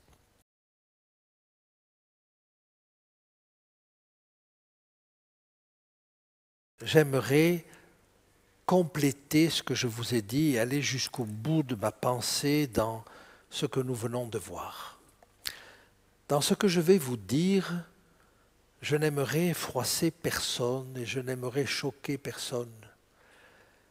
Mais ce que j'ai compris à travers ce chapitre 8 de Daniel a quand même transformé ma relation à Dieu et je ne peux pas vous quitter sans vous en parler. D'abord, quelques éléments. Moi, Daniel, je fus plusieurs jours languissant et malade. Puis je me levai, je m'occupais des affaires du roi, j'étais étonné de la vision, marée. Donc il n'est pas étonné de l'ensemble de la vision, il est étonné de cette portion où il a vu le parlant et où il a vu un saint s'adresser au parlant. Et la réponse de celui-ci, 2300 soirs et matins, puis le saint sera justifié. Un temps qui sera la fin. La vision concerne un temps de la fin. Verset 19, ce qui arrivera au terme de la colère. Verset 23, pour mettre le comble au péché. Et enfin, la vision est pour des temps éloignés. Et l'ensemble de ces éléments dans la vision nous permet de penser qu'il y a une montée croissante du péché jusqu'à un comble auquel Dieu sera obligé de mettre fin. Ça rejoint ce que nous voyons dans l'Apocalypse quand il est dit que celui qui est saint se sanctifie encore, que le juste pratique encore la justice, mais que celui qui est souillé se souille encore. Et donc, si vous voulez, l'humanité s'oriente peu à peu vers une situation où l'ensemble ne sera fait que de deux camps. Ceux qui sont entièrement à l'Éternel et ceux qui sont entièrement contre l'Éternel et contre son peuple. Le deuxième élément, c'est dans vision et apparition, avec marée et chazon, que j'aimerais vous présenter. Daniel 8.1, Daniel a une vision, mais c'est chazon. Pendant la vision, c'est chazon. Daniel 8.13, vision sur le sacrifice perpétuel. Daniel 8.15, Daniel réfléchit sur la vision. Maintenant, marée. Eh bien, la première fois que ça apparaît, c'est dans Daniel 8.15, mais c'est avec le sens d'apparence. D'apparence, mais comme c'est un personnage divin, il n'est pas impossible que ça ait déjà le sens d'apparition. Mais gardons-lui le sens d'apparence. Par contre, au verset 16, il est dit « Gabriel explique-lui la vision ». C'est-à-dire ce moment où ce personnage, ce parlant, lui dit « 2300 soirs et matins, puis le saint sera justifié ». Je complète là où vous avez encore vision, qui est pour la fin, dans 8.17, et dans 9.21, Gabriel est vu dans la vision. Maintenant, marée, vous le trouvez encore au verset 26, mais c'est là la vision des soirs et des matins. Vous le retrouvez au 27, j'étais étonné de la vision, mais au chapitre 9 et au verset 23, Gabriel, qui n'avait pas pu expliquer la vision, lui dit « Je viens », il lui dit « Comprends la vision ». C'est-à-dire « Je viens pour t'expliquer la vision ». Mais c'est l'ordre qu'il avait reçu au chapitre 8. Et pas d'expliquer la vision en général, d'expliquer la marée. C'est 2300 soirs et matins. Et donc au chapitre 9, Gabriel vient avec pour mission, avec pour objectif d'expliquer cette vision des 2300 soirs et matins. Alors maintenant, j'aimerais, et c'est le plus gros morceau de cette partie, j'aimerais parler de la justification de Dieu ou de la justification du saint. Et vous vous rendez compte que la comparaison du chapitre 7 et du chapitre 8 nous met en face d'une double équation. Le jugement, qui apparaît au chapitre 7. C'est la même chose que la purification du sanctuaire. Mais la purification du sanctuaire, ça n'est pas ce qui est dit explicitement en Daniel 8,14. C'est ce qui ressort de l'ensemble, parce que vous avez un service journalier, un tamid, et que ce tamid, ce service continuel, doit forcément se terminer à un moment donné par un service annuel, un service de purification. Vous ne pouvez pas tout le temps amener des péchés sur le sanctuaire sans qu'à un moment donné, ils ne soient éliminés. Et donc vous voyez que l'un appelle l'autre. Et notre pratique de tous les jours de demander pardon qui correspond au service journalier doit se terminer un jour par une purification. Et c'est le jugement. Donc, nous avons ces deux choses, ces trois choses, le jugement, donc le jugement de l'homme, mais nous avons la purification du sanctuaire et nous avons aussi la justification de Dieu. Alors, est-ce que ces choses-là vont ensemble? Et même on peut se poser la question, est-ce que Dieu a besoin d'être justifié? Et je sais bien que pour certains d'entre vous, ça peut apparaître étonnant. Et pourtant, nous avons des textes pour nous parler de cela. Et j'aimerais vous citer en particulier le texte de Romains. Quel est donc l'avantage des Juifs ou quelle est l'utilité de la circoncision? Il est grand de toute manière et tout d'abord en ce que les oracles de Dieu leur ont été confiés. Et quoi? Si quelques-uns n'ont pas cru, leur incrédulité anéantira-t-elle la fidélité de Dieu? Loin de là. Que Dieu, au contraire, soit reconnu pour vrai. Notez la force de ce verset, que Dieu, au contraire, soit reconnu pour vrai. Il faut que Dieu soit reconnu pour vrai. Et le texte va être encore plus précis. Que Dieu, au contraire, soit reconnu pour vrai, tout homme pour menteur, selon qui est écrit, et c'est dans les psaumes, afin que tu sois trouvé juste dans tes paroles et que tu triomphes quand on te juge.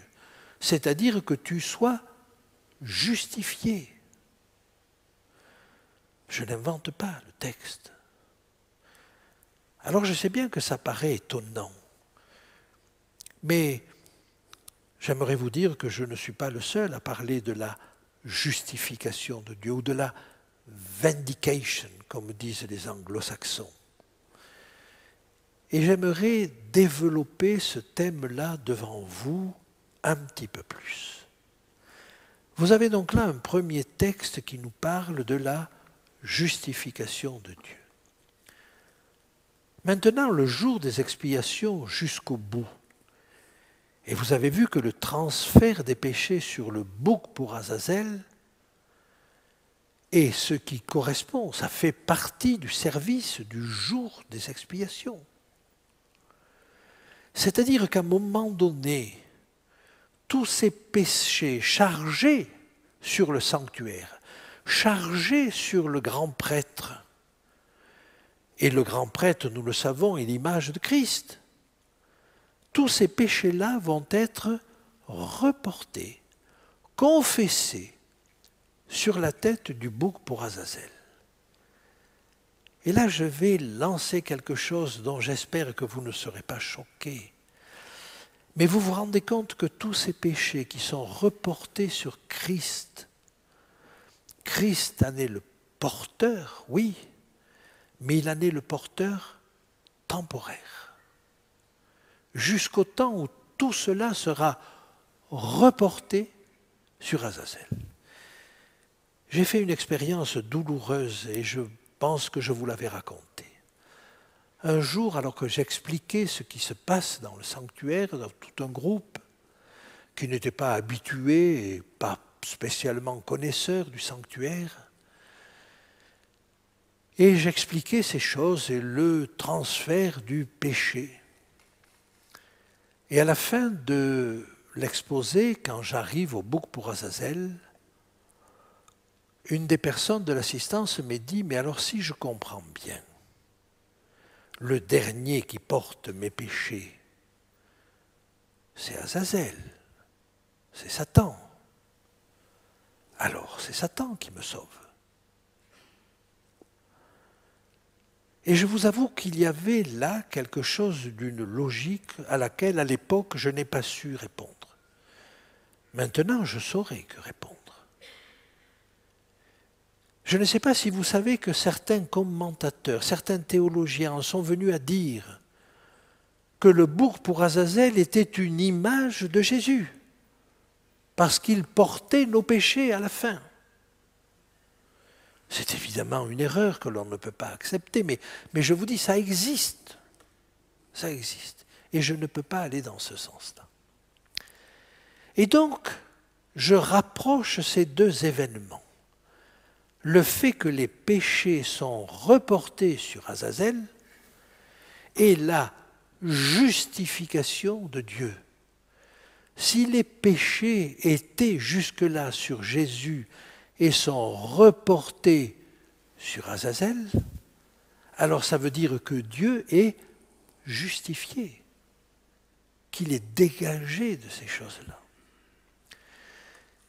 Je sais bien que c'est une autre manière de voir les choses, mais je vous avoue que pour moi, ça m'a éclairé, et ça m'a éclairé parce que c'est en droite ligne de ce jour des expiations, avec, au bout du compte, le report des péchés sur Azazel. Alors, ce bouc qui va être conduit au désert, sur 3 jours de marche, et on va attendre que celui qui l'a accompagné reviennent au camp pour pouvoir commencer la fête des cabanes, Soukhot. Et pour pouvoir commencer la fête, c'est une image du millénium. Ce Satan conduit au désert, cet Azazel, ce bouc pour Azazel qui est conduit au désert et qui va y mourir, mais qui ne sera pas sacrifié. C'est le seul animal dans toute cette série de sacrifices qui, lui, n'est pas sacrifié. Et Satan ne sera pas sacrifié. Et pendant 1000 ans, Satan va se trouver sur une terre déserte. Il va contempler les résultats de son œuvre.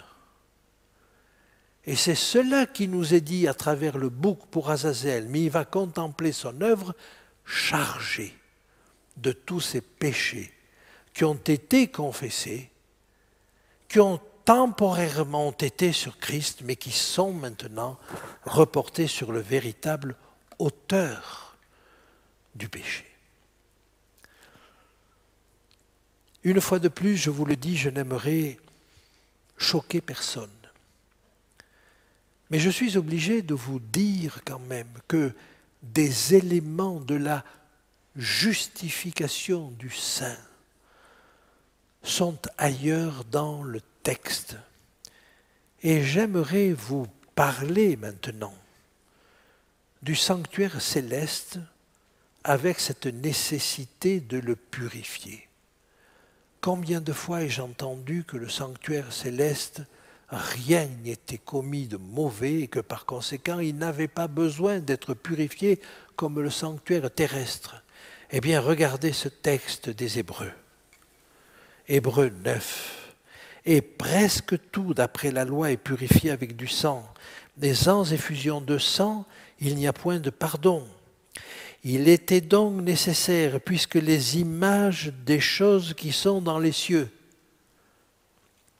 Dans les cieux, il y a la réalité. Sur la terre, il y a les images. Donc, les images qui sont sur terre avaient besoin d'être purifiées. Mais il était donc nécessaire, puisque les images doivent être purifiées, que les choses célestes elles-mêmes, c'est-à-dire l'original, le fussent par des sacrifices plus excellents que cela. Par conséquent, le sanctuaire céleste, lui aussi, et malgré ce que nous pouvons penser, le texte est là, ont besoin d'être purifiés. Ah, il faut qu'on s'explique un petit peu. Et là, j'aimerais dire que cette justification de Dieu m'apparaît dans deux occasions.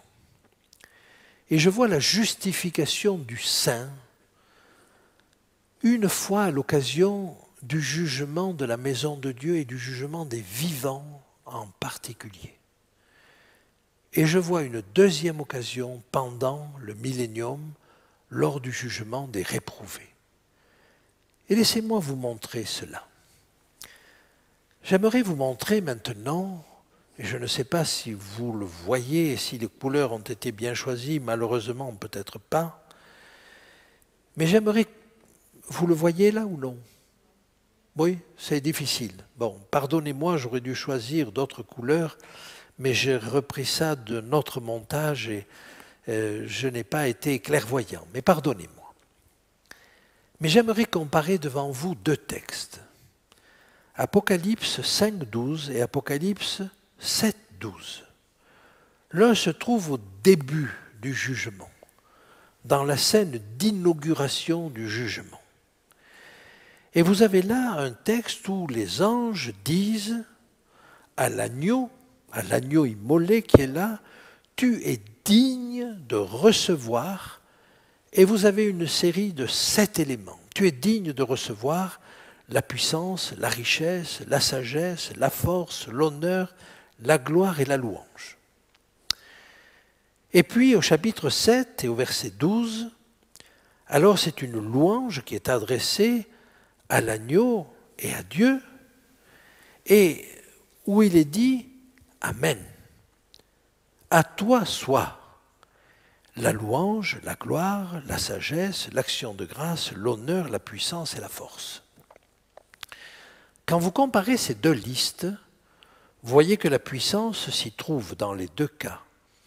Il y a eu un décalage, là je suis désolé, mais c'est la puissance qui devrait être surlignée. La sagesse, vous la trouvez des deux côtés. La force, vous la retrouvez également. L'honneur, vous le retrouvez également. La gloire, vous la retrouvez également. Et la louange, vous la retrouvez également. Vous n'avez qu'un élément des deux côtés, les deux ont 7 éléments, c'est la richesse et l'action de grâce. Je me suis interrogé là-dessus et je me suis rendu compte que la richesse, au fond, quelle est la richesse de Dieu? Il peut produire tout l'or qu'il veut, toutes les perles qu'il veut, mais il y a une chose qu'il ne peut pas produire. Une chose où il dépend de nous, c'est notre reconnaissance. Et si je m'adresse là aux parents, reconnaissez que ce qui vous fait le plus plaisir en tant que parents, c'est que les enfants reconnaissent ce que vous avez fait pour eux. Et la reconnaissance que nous pouvons avoir avec Dieu, ça c'est la richesse de Dieu. Parce que c'est la seule chose qu'il ne peut pas produire seul, qu'il doit attendre de nous, si j'ose dire. C'est notre reconnaissance. Et par conséquent, la richesse, là, dans la première liste, c'est l'action de grâce de l'autre côté. Mais il y a une différence beaucoup plus forte entre ces deux listes. La différence, c'est que d'un côté, il est dit « tu es digne ». Oh, la dignité de Dieu est reconnue. Mais si je dis à mon fils « tu es digne d'un ordinateur », est-ce que ça veut dire qu'il a l'ordinateur? Non. Il en est digne. Ou tu es digne d'une voiture, parce que tu as bien travaillé, parce que si, parce que là, d'accord. Et vous voyez toute la différence qu'il y a entre le fait de dire « tu es digne » et au chapitre 7, « à toi est la gloire, la louange ». C'est-à-dire que là, c'est acquis. J'espère que vous sentez toute la différence entre ces deux textes.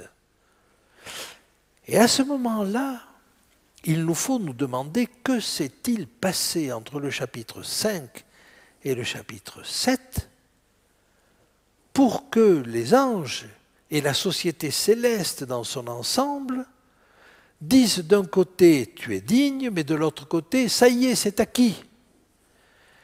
Et quand vous regardez cela au chapitre 12, eh bien ce qui vient de se passer, c'est le scellage des 144 000.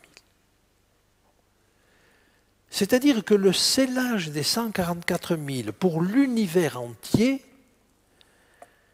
est une preuve, est un acquis pour l'ensemble de la société céleste que Dieu a maintenant ce dont on le savait digne, mais que maintenant c'est acquis. Alors est-ce que l'état des 144 000 est à ce point important qu'il justifie Dieu? J'aimerais vous le faire sentir d'une autre manière et vous l'exprimer d'une autre manière.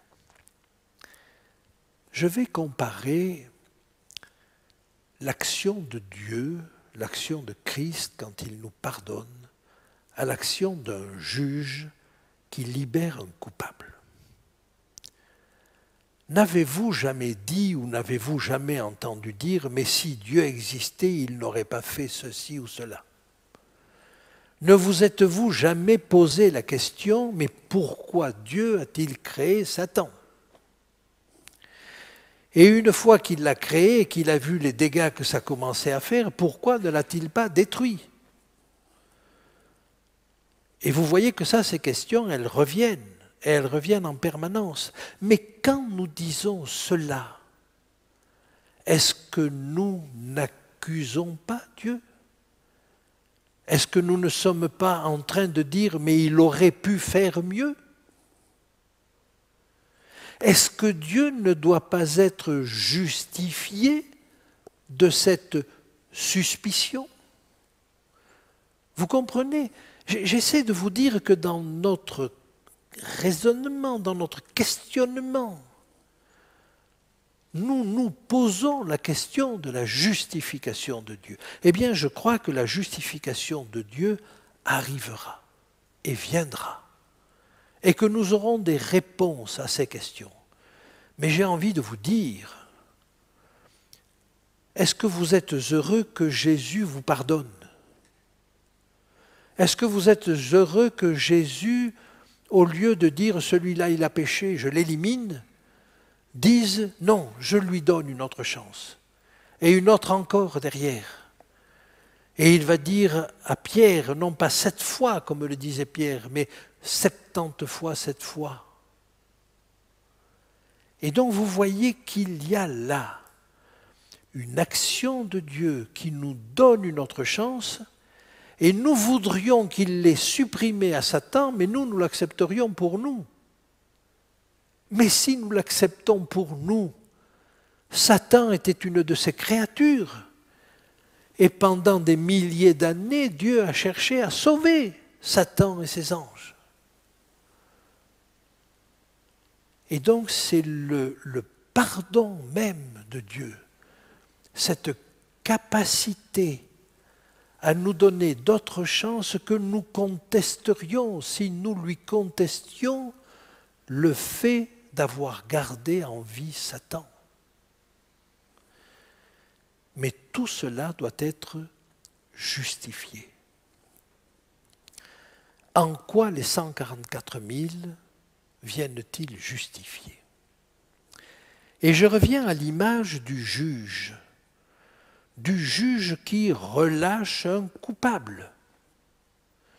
Mais quand il relâche le coupable, il se rend ipso facto co-responsable de tout ce que ce coupable va commettre à ce moment-là. Quand Jésus me pardonne, il se charge de mes fautes, mais pas simplement par transfert, il s'en charge parce qu'il devient co-responsable de ce que je fais derrière. S'il m'avait éliminé, je n'aurais pas commis toutes les fautes derrière.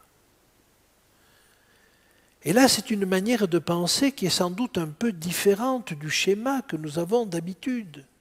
Mais en me pardonnant, et je le mets entre guillemets, Jésus prend des risques. Il prend le risque de se faire mal juger. En laissant à Satan d'autres chances, il prend le risque de se faire mal juger. Et il doit se justifier. Voulez-vous que je vous dise que c'est Satan qui aimerait qu'il nous élimine? Quand vous lisez dans Jude, par exemple, que Satan contestait à Jésus le corps de Moïse, s'il le lui contestait, c'est parce qu'il pensait avoir des droits. En somme, il est en train de lui dire, tu ressuscites Moïse, mais tu n'as pas le droit. Moïse est un pécheur. Il doit mourir. Alors Jésus va le ressusciter quand même, puisqu'on voit qu'il est présent. Il est présent lors de la transfiguration.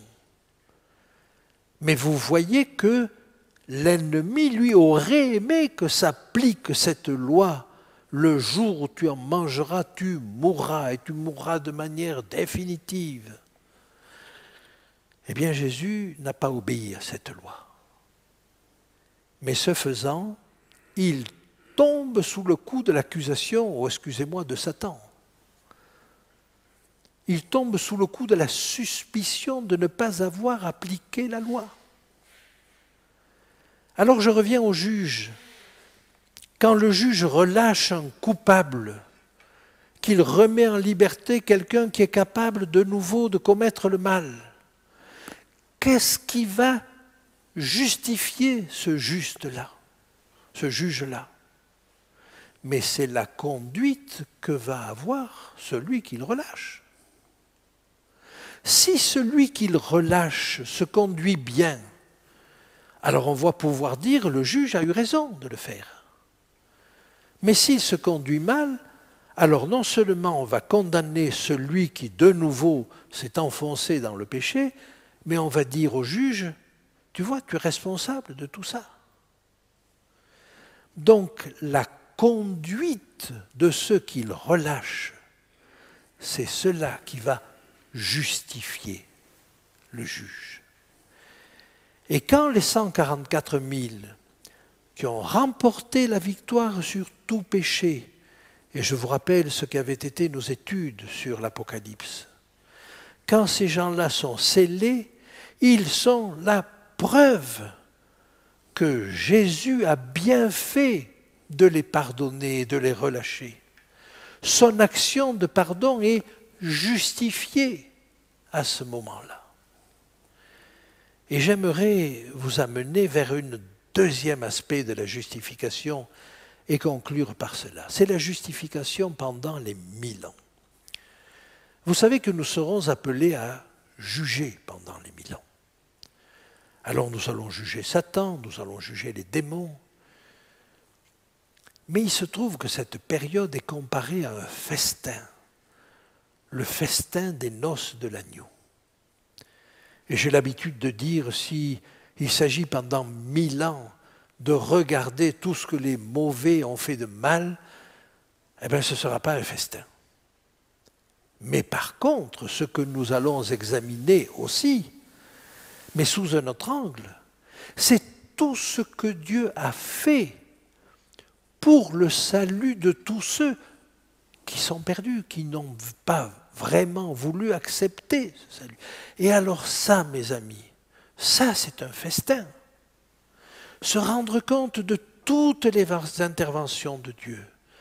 Se rendre compte qu'il a pris chacun et qu'à chacun il a donné toutes les chances de salut, qu'il a donné toutes les occasions de salut. Ça c'est un festin. Et alors il pourra dire, comme le dit Ésaïe au chapitre 5 sur la parabole de la vigne du bien-aimé, que j'aimerais vous lire maintenant. Maintenant donc, alors vous connaissez la parabole du bien-aimé, il a planté une vigne d'un plan parfait, d'un plan excellent, il l'a plantée sur un coteau bien ensoleillé, il a construit une tour, il a bâti une barrière autour, il a fait un pressoir, il a fait tout ce qu'il fallait pour sa vigne. Sa vigne, c'est Israël. Et il dit maintenant donc, habitants de Jérusalem et hommes de Juda, soyez juges entre moi et ma vigne. Est-ce que vous réalisez que dans ce texte, Dieu demande à être jugé? Il dit, qu'y avait-il encore à faire à ma vigne? Et là, la question qui se pose et que nous allons devoir examiner pendant les 1000 ans, est-ce que Dieu pouvait faire plus pour chacun sur cette terre? Et la réponse sera non. Il a fait tout ce qui pouvait être fait pour chacun. Mais il va falloir que nous le constations. Et vous voyez que juger n'est pas pris dans le sens d'évaluer Dieu, de juger s'il est plus ou moins bien, bon, mais de constater. Le jugement, à ce moment-là, est un constat. Et on constate que Dieu a fait tout ce qu'il était possible de faire pour le salut de chacun. Qu'y avait-il à faire encore pour ma vigne? Et quand pendant 1000 ans, nous aurons constaté que Dieu avait fait tout ce qu'il était possible de faire, alors Dieu va sortir justifié. On ne pourra pas dire, mais si Dieu avait fait ceci, ou s'il avait fait cela, ou s'il s'y était pris autrement, les choses auraient été mieux. On ne pourra pas le dire. Et j'aimerais vous en donner une dernière preuve. Cette dernière preuve, je la trouve dans Apocalypse 20, 11. À l'issue des 1000 ans, quand tous les ressuscités sont là, les méchants, mais les bons qui sont ressuscités depuis le retour de Christ, et puis les méchants ressuscités qui sont là juste depuis peu. À ce moment-là, le texte nous dit « Puis je vis un grand trône blanc et celui qui était assis dessus. » Et pour la première fois dans toute l'histoire, pour la première fois dans toute la Bible, le trône de Dieu apparaît blanc. Et vous savez ce que ça signifie blanc.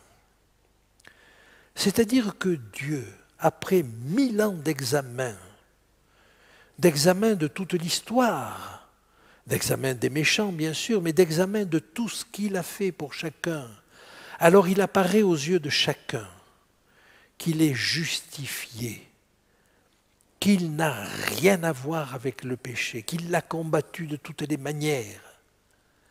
Son trône, le symbole du jugement, c'est en tant que juge qu'il est sur le trône.